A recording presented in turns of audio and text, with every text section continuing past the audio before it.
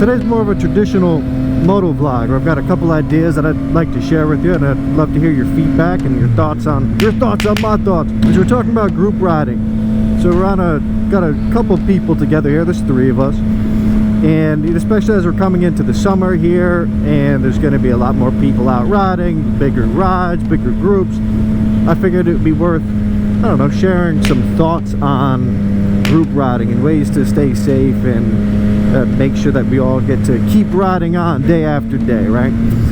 So there's 3 basic categories that I'll say are on this checklist. The first on this checklist is your ego and my ego. You know, before going out to a ride, and it's not just a group ride really, like keeping the ego in check, generally speaking, is important, right? Just because somebody blows by, it doesn't mean that you need to blow by them, or if somebody's doing, you know, $150, you don't have to do $150, you don't feel like it, right? So trying to avoid the cat and mouse tendency that I think is pretty easy to fall into, especially when we're riding either by ourselves, but definitely when we're in a group. So that's the first thing we need to check, is our ego. Let me know, what do you think? Like, what are some best practices that you've found for yourself to check the ego, or have you not?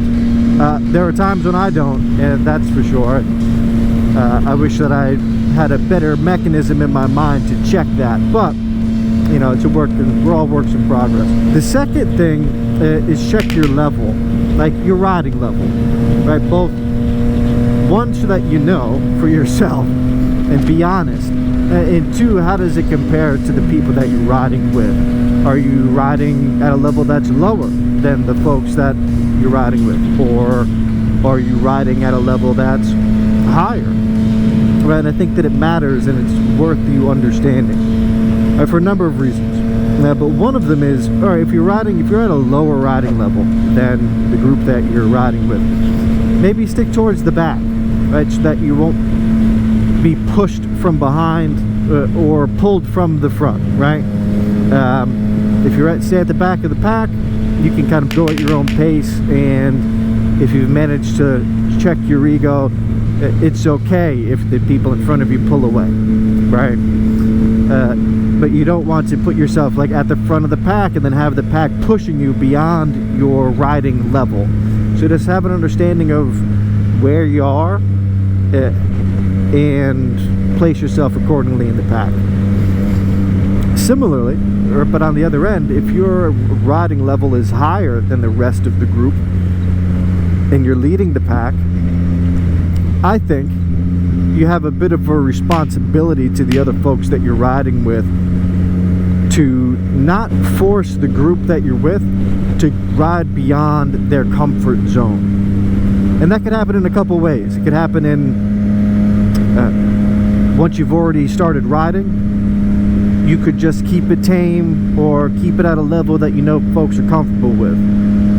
It could also come in the form of a conversation that you have with the group before you go out, where you could say, hey, I'm gonna take off here, I'll meet you at XYZ spot, don't feel obliged to keep up, right? So enable other people to check their ego and let them know that it's okay. Like, listen, we don't all need to keep up with me or whatever it may be, and just kind of create that communication, right? Because ultimately, and most importantly, not only do I want to ride tomorrow, but I want everybody that I'm riding with to also be able to ride tomorrow, right? That's what is the most important.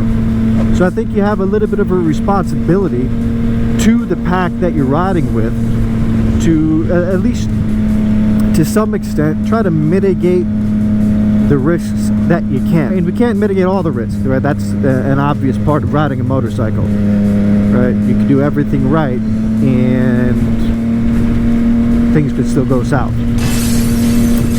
But we have a responsibility to each other when we're riding. And the third piece of the framework is checking road conditions and like policing conditions. If it's like the end of the month and you know there's a lot of cops out, or if you know like where some cops sit, well, let the group know, right? Have that conversation ahead of time. Say, hey, cops are out today, let's keep it cool. Not that any of us ever speed, but just saying.